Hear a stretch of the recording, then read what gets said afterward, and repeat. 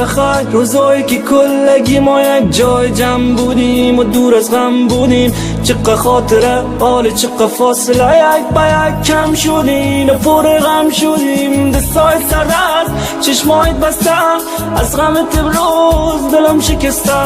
دلتنگی دیروز نفرین به امروز تا دل بمانه ای غم جان سوز. یکی در راه خارج یکی در جنگ داعش، یکی پیش چشمایم جان مت خدایم. پس خدا جان نیوب خونست نگی دیگه از این عزیزایم.